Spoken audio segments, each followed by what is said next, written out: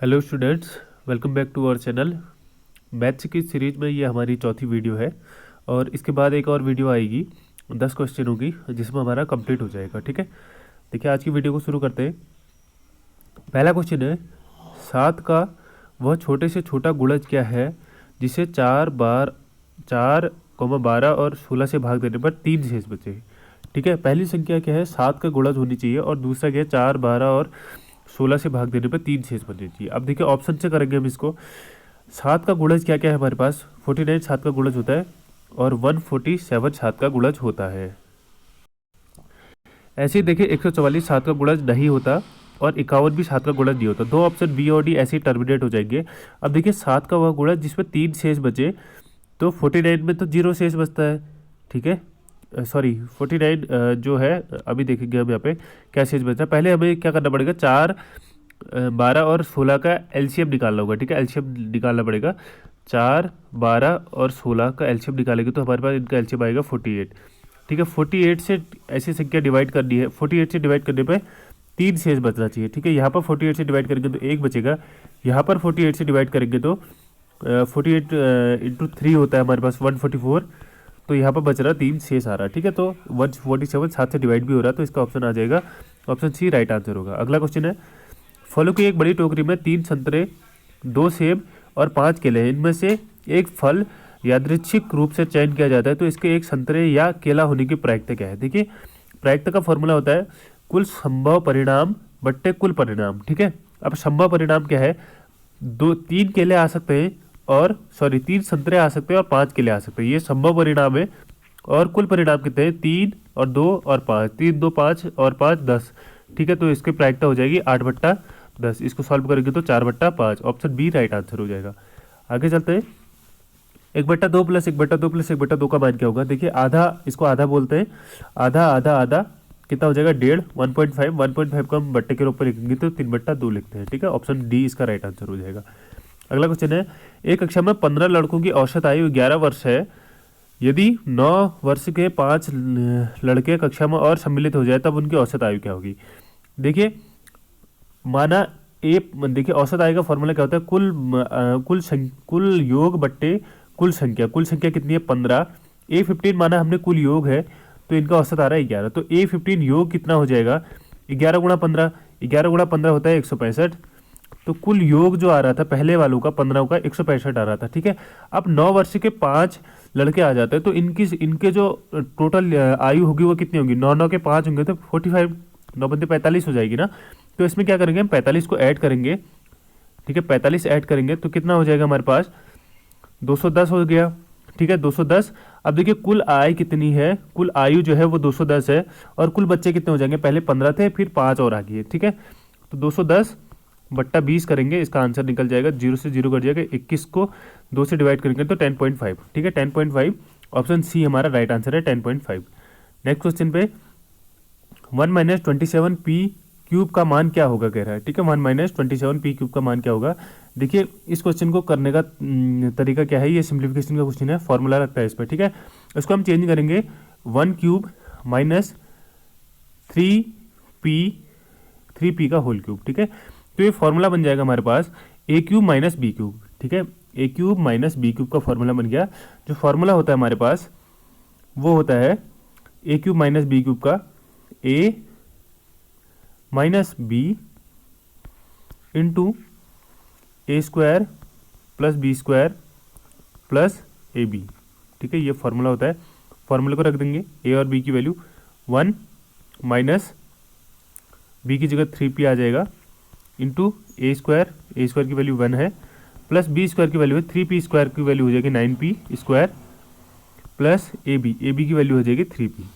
ठीक है, ये इसका राइट आंसर हो जाएगा 1 minus 3p into 1 plus 9p square plus 3p। ठीक है, अब ये यहाँ पर टाइपिंग मिस्टेक है, ये 30 की जगह 3p होना चाहिए। ठीक है, 30 की जगह 3p होना चाहिए, ये सारे में मिस्टेक हुई है, तो ये सारे आप 3p समझ के चलिए, तो ऑप्शन ए इसका राइट आंसर हो जाएगा। ठीक है, 30 नहीं होगा 3p होगा। आगे चलते हैं, क्वेश्चन नंबर 136। कोई रेलगाड़ी एक खंबे को 15 सेकेंड में और 100 मीटर लंबे प्लेटफॉर्म को 25 सेकंड में पार करती है। रेलगाड़ी की लंबाई ज्ञात कीजिए। ठीक है, अच्छा क्वेश्चन है। देखिए 15 सेकंड में क्या पार कर रही है वो, अपनी लंबाई, माना उसकी लंबाई है एक्स, खंबे को पार करने में वो अपनी दूरी ही तय करती है, ठीक है, अपनी लंबाई, माना उसकी वो जो लंबाई है वो एक्स है, ठीक है। और उसके बाद अगले 25 सेकंड में वो क्या पार करती है, अपनी दूरी प्लस 100 मीटर का प्लेटफॉर्म, ठीक है। ऐसी तो करेंगे, पहले 15 सेकंड में वो एक्स अपनी दूरी तय कर रही है और 25 सेकंड में वो एक्स के साथ साथ 100 मीटर एक्स्ट्रा तय कर रही है।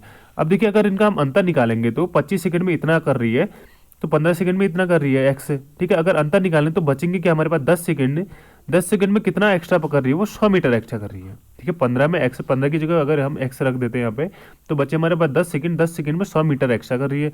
अब 10 सेकंड में 100 मीटर एक्स्ट्रा कर रही है तो उसकी स्पीड आ जाएगी 10 मीटर पर सेकंड, ठीक है। 10 मीटर पर सेकंड उसकी स्पीड आ जाएगी, तभी तो वो 10 सेकंड में 100 मीटर जाएगी जब 1 सेकंड में 10 मीटर जाएगी, ठीक है।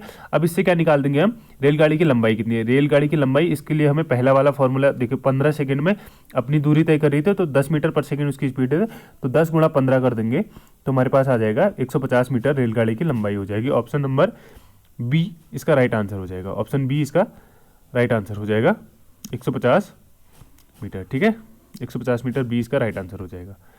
आगे चलते हैं, निम्न में से कौन सा संबंध सही है, कह रहा है 1 किलोमीटर 100 डेकामीटर, बिल्कुल सही है, 1 किलोमीटर में 100 डेकामीटर होते हैं, ऑप्शन ए इसका राइट आंसर हो जाएगा, ठीक है। 1 हेक्टोमीटर में नहीं होते, 1 डेकामीटर में 100 मीटर भी नहीं होते और 1 डेसीमीटर में 10 मिलीलीटर नहीं होते, ठीक है। ऑप्शन ए सही है इसका, 1 किलोमीटर में 100 डेकामीटर होते हैं। आगे चलते हैं, क्वेश्चन नंबर 138, ठीक है। बी माइनस ए का मान क्या होगा, देखिए यहाँ इसने लिखा नहीं है, ये ए है, ये दूसरा वाला बॉक्स बी हो जाएगा, ठीक है।